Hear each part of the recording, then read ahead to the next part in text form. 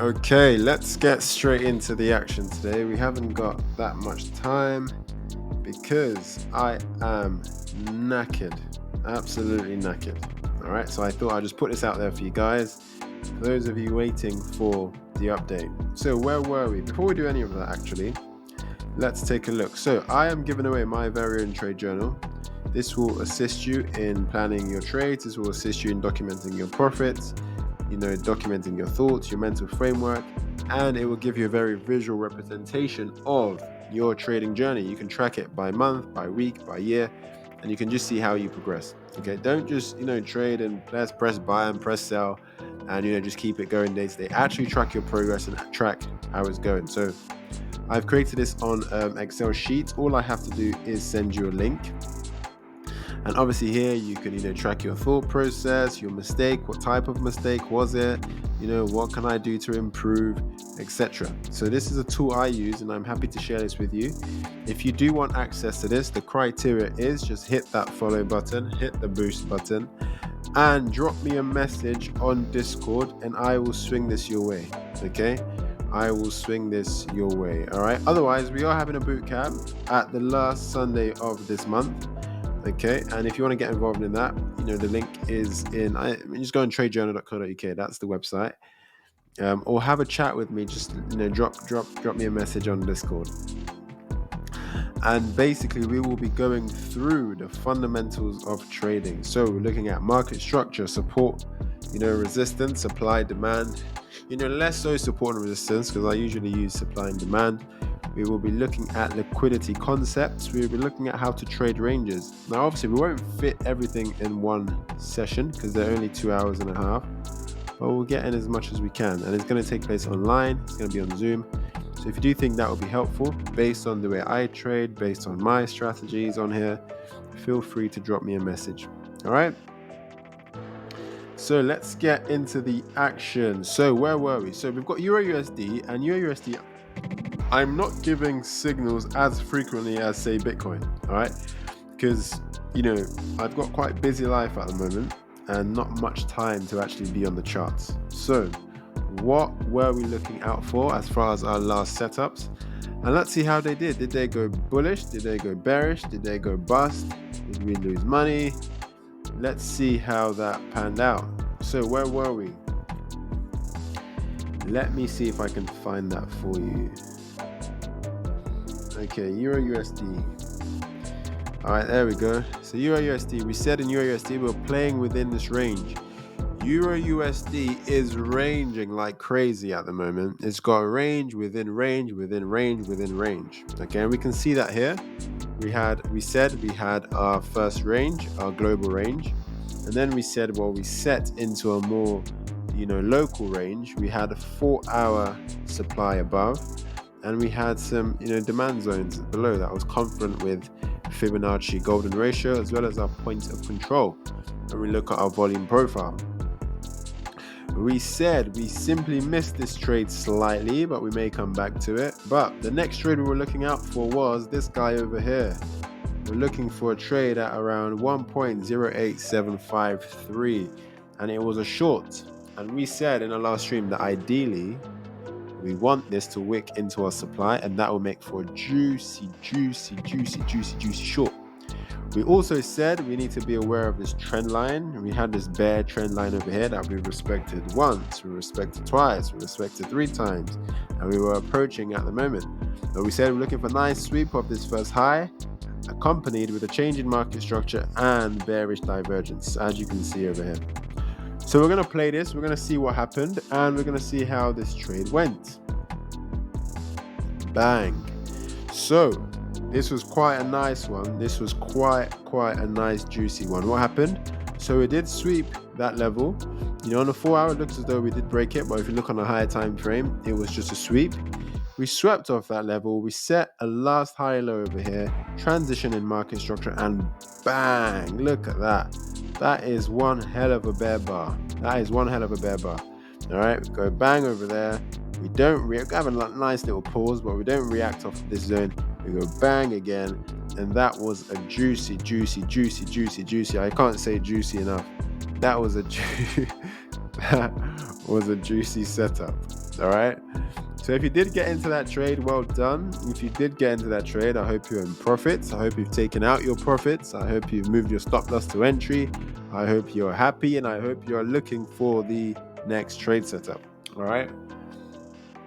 So let's see, where are we right now, and how are we going to play the markets as we currently stand? So I did lose my chart earlier today, which is fine. That's fine. But, just to give you a global perspective of Euro USD. So obviously we had an uptrend, we had a downtrend, we had, accumulation over here, we broke bearish, and then we had a nice divergent sort of market structure, which Euro USD loves to do.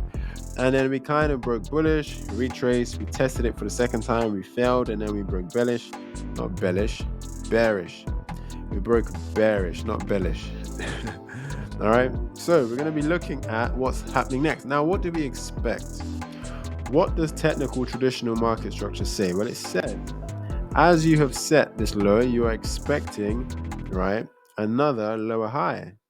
All right, so we're expecting a lower high. So expectation of order flow is to retrace, to drop further. Are we seeing the beginning of that drop? Is that what we're seeing? Market cipher gave us a nice bearish divergence here. If we see on the weekly, price going up, momentum going down. So are we looking to break this level? And before we do that, obviously, we need to take out this level. First of all, break out of this range, right? This range. First, we'll break out of that range, break down from that range, take this level out. Potentially, as we break out of this bigger range, we're going to retrace and enter over there. So let me just draw this out so you can actually see what I'm saying. So we have a range over here, okay? But inside that, we have these mini ranges. I'm saying if we are on the way to continue the bearish market structure, we would first of all need to break out of this range. Then we would need to break out of this range. And then we would need a retracement, ideally, before we mark down to take out this level. All right. So that's what conventional market structure says. Okay. Is that what's going to happen? I don't know. The market does what it wants. It's going to do what it wants when it wants, and you can't tell it what to do. But there are high probability areas. There are high probabilistic areas. Is that a word? Probabilistic? Yeah. There are high probabilistic. Oh my goodness, I can't do it. Anyways, there are areas that will stack the probability in your favor, give you the edge, and allow you to benefit from the market. And these are the areas we're here to find out. These are the areas we're looking for. And these are the areas I am helping you identify. All right. So let's zoom in and let's see what's happened. Obviously, we had that short trade, which would have been a nice one. But let's see. So we are in our range. We've got our global range. All right. We've got a global range. We've got a local range. But what I can see here is that we have two ranges in play. We have range number 1 and range number 2. But we looked as though we are breaking down from the internal range to the external range. All right. We've obviously reacted off of this trend line, and we're looking for our next trade. So where do you think our next trade is going to come from? Well, first of all, we have to look at these points. So market structure looks like this at the moment. Went to the equilibrium, and then we came back down. Now, there is a chance that we're coming back to sweep this low. That's idea number 1. It could be sweeping this low. We will need to break below it, or not break, wick below it for a rotation up. Now, that rotation, we'll be looking to at least break this trend line after that rotation. Perhaps retest off this trend line, which is where a lot of you would want to enter a trade, and continue up. We'll see what happens at this range high, and we'll see what potentially happens at this range high. Okay, that's idea number 1. What would we need to see off of this range low? Well, to enter that trade, we need to see similar to what we were looking to see at the prior range high. We're looking to see a clear change in market structure from bearish to bullish. So we want price to do this as it comes into our level. Lower low, lower high, lower low, lower low, lower high, lower low. It wicks that level, followed by a break, followed by a retracement, and that further upward action. So the break would have happened right around here, because this is the last lower high. That would be where our break takes place. Where would we look to enter that trade? We need to enter that trade right around there at that retracement leg. If you want to be extra cautious, you look for confirmation. Now, what is a confirmation? What a confirmation is, reconfirmation. A reconfirmation looks like this. So not only are we looking to just enter the trade off of that retracement leg, we're looking to monitor that retracement leg to see what is happening as we approach that low point. So we're looking to monitor the retracement leg to see how price comes down here on a lower time frame. We're looking to see how does price come. If it sets a nice lower low, then break structure again, does it retrace, and would that be the signal to enter that trade? Yes, it would. Okay, that's if you want to be cautious. If you want to be crazy cautious, you could just enter off this initial reaction, or you could wait for the second reaction. Now, usually I would enter off the reconfirmation. I would just enter off the break. Okay, but if you want to be more cautious, you can wait for that retracement before you enter, which is absolutely fine. So that's what I'm looking for at this low. All right, but I am aware that we could simply be in a bearish structure here. We could be looking to, we broke down here to take this level here for a lower low, set another lower high for some more lower low. Okay, so I am wary. That's why we have our confirmations. Guys, confirmations are there to help you. Confirmations are there to make sure you do not blow your account. Confirmations are there to assist in the growth of your account. So if you don't want to wait for your confirmations, that is fine. That's fine. It will work sometimes. It won't work other times. But if you were to place 100 trades, I guarantee you, without confirmations, you will blow your account. It's just statistics. All right. So there we have it. That's trade number one. I'm looking for a long off this range low, perhaps internal range low. Now trade number two. Now in the case that we break below this range, all right. In the case we break below this level, we could also look to enter that retracement leg. Okay, so enter that retracement leg here for a short. So that would be trade number two. But where would that short take place? Could it happen here? Could it go all the way up? Well, to figure out where that short would take place, I'm sure lots of you trade Fibonacci. So you'd wait for that low to set. As soon as you wait for that low to set, then you grab your Fibonacci tool, draw it from the high to the low. Then you would wait to see, okay, where are the high probability areas? We've got the 786, we've got the golden ratio, again, you've got the 38% level, which I don't really trade. Usually, I just look for a reaction between this zone, all right? So the zone between the golden ratio and the 786, okay? So in the case that we do something like this, all right, we can look to enter, wait for that retracement, and then follow that down.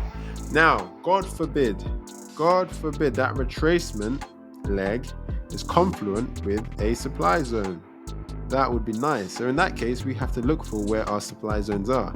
So if we check the 12, if we were to break down, that would be great. That means this would be a supply zone, which is a nice juicy zone that's in our area. That would be a 12-hour zone, so we can write 12-hour there. Okay, that could be a reaction point. That means we'd get a deeper retracement. If we go deeper down, let's see if we've got anything. Well, we've still got the same zone.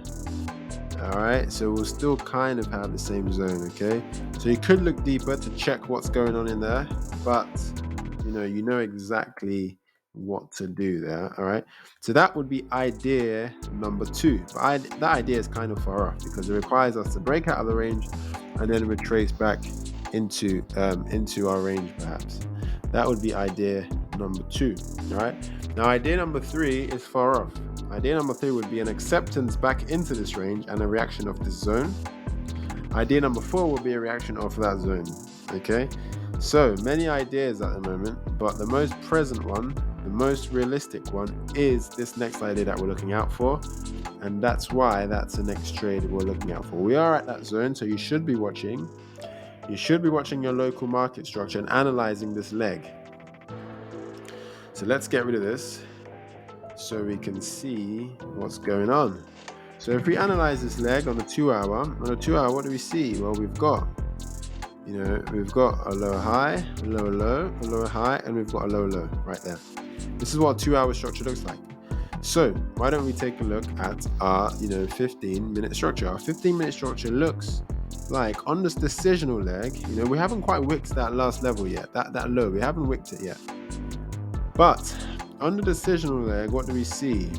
Well, if we start from here, we'll see a low, a high, a low, which is a wick, causing a rotation back to the top, creating a weak targeted high. And then we have, a low over here that breaks structure. So really and truly, on the 15-minute, you can't really justify a trade until this level is gone, which is crazy. That's crazy. That's crazy high, and that's not great for risk reward. But I will say this, in the case we develop more market structure and we come down and sweep this level a second time, that will make this the last lower high to break, which would be better risk to reward. We would save on this difference. All right. And not only that, we've got the most disgusting fair value gap up there. No price action over there. So remember what we always say, easy down, easy up. All right. So in the case we do break past that last lower high, don't be surprised if the move up is quite rapid. Okay, do not be surprised. So that's what we're looking out for. So we're looking for that level to be taken, but ideally what I would want is another lower high to form so that we can sweep off that level. And I also want to see nice bullish divergence on market cipher. See, market cipher is already doing its thing. It's already telling us, look, TJ, we've got these lower lows forming, and it's saying, hey, look, we've also got our momentum waves giving us a nice higher highs, which is good. High lows, which is good. And also we've got our money flow. Our money flow is getting thinner and thinner and thinner. All right, so this is good. But ideally what I want to see is that sweep of that low before I go. Otherwise, I will need to wait for this level to be taken out, and that will mess up my risk to reward. But with that said, let's say we were to enter a trade there after we close above that level, and we're looking to ride this back up. Let's see what the risk to reward is saying. Well, it's 2 risk to reward. Not great. You could risk it. I mean, it's your money. You could risk it. But that's probably one I wouldn't enter just based on the risk to reward. I would wait for that level to be taken out. All right. And if I was really keen to get into a trade, I would wait for it to break, wait for that retracement leg perhaps, and get a tight entry off of that retracement. Okay, with better risk to reward. That's what I would probably do. Okay. That's just how I think is probably the most responsible way to trade this. All right. But remember, this trend line is a juicy one. So you want to see what happens as we react off this trend line. Interesting. Can we see this? Interesting. We have this trend line, which is also looking confluent with our 12-hour supply zone. All right. So that looks like an interesting area just to extend and look out for. So definitely keep an eye on that to see what happens at that level. Also a fib zone. All right. It's a very interesting level. Why don't we see what the volume profile is saying? So if we take our volume pool from the high, we've also got a POC over there. So I'm just going to drag this down. This is looking like a juicy level. I'm not going to lie, it's looking quite juicy. Okay, so definitely keep an eye on that level for your next short trade. And if we get a change in market structure at that level, get into that one. Don't even hesitate. But if we were to hesitate, why would we hesitate? The only reason we would hesitate is if we broke out of this trend line. Okay, if we break out of a trend line, that means there is potentially a change in direction taking place. And the only other reason to be cautious is we do have, we have a premium of our range, and then we have our discount of our range, and that zone is bang in the middle of the range. All right, so it's at the equilibrium. So those are the reasons to be cautious with that one. But if you do get your confirmation, then why not? Why not? If you're a bit cautious, feel free to don't chuck 1% at it. Just chuck a cheeky maybe 0.5%, 0.3%. Just to test the waters before you get into it. All right. So that's it. That's what I'm looking out for. Those are my next trade areas. So I'm gonna just recap. We've got a long from here, but we're looking to sweep that low. All right, and then we also have the long potentially will happen before the short, so I'm going to put that first. And then we also have a short from this zone, okay, which I'm going to look to ride that down at the very least to that low, okay. And in the case we reclaim that POC, just be cautious. Be cautious. So those are my next two trades as far as Euro USD goes. Obviously, we've got a reaction off this range high, but we're waiting to see what market structure does. We could get a reaction off this trend line and a retest, but we're waiting to see if that happens first. And we could obviously get the breakdown from the range and a retracement back in, but we're waiting to see what market does. All right. So there you have it. I'm going to leave it there today, and I will see you tomorrow.